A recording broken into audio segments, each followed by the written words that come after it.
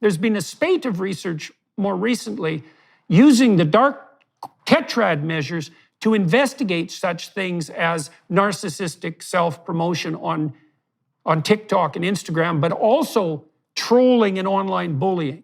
And so maybe you could tell us a little bit about what's been found on that front. Yeah, well, again, you covered a lot of ground there, but the central point I have to totally agree on. And we got into a specific aspect where sadism plays a big role, and that is the trolling online.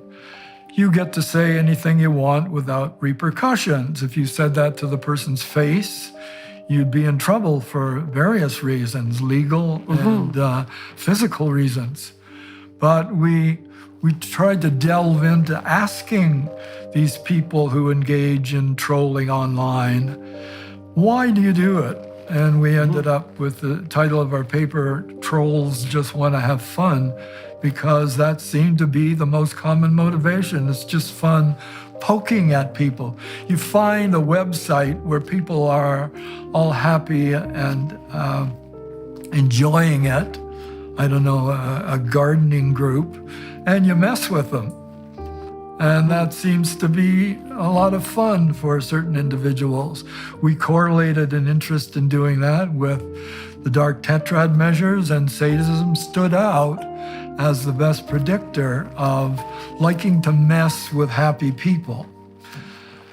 So having the internet has put us into trouble. Politics is an obvious example, but just being nasty to your fellow humans is now a sport. It's a sport, it's a hobby, it's a pastime. And these people tend to spend a lot of their time engaged in various similar activities. Well, we know that 1% of the criminals commit 65% of the crimes. And so it's a Pareto distribution, like almost every other form of, let's say, creative production. And so it's also the case in all probability that a very large proportion of the pathological online behavior comes from a relatively small proportion of, committed dark tetrad types. And given that they're not only not inhibited by the normal mechanisms of social discourse, they're also rewarded because they get a tremendous amount of attention. And I would say, I think it's reasonable to also point out that that attention is monetized in some sense and expanded by the internal operations of social media networks themselves. It's certainly not the case that the trolls pay a price for being provocative. In fact, I think there's good reason to think that their attempts are more likely to be multiplied rather than inhibited. And that could be, depending on the degree to which we virtualize, that could pose a signal threat to the integrity of our peaceful political arrangements, let's say. Yeah, it's out of hand, and it's hard to track down individual contributors to malevolence online, but one could blame it on media polarization and just the need to attract customers.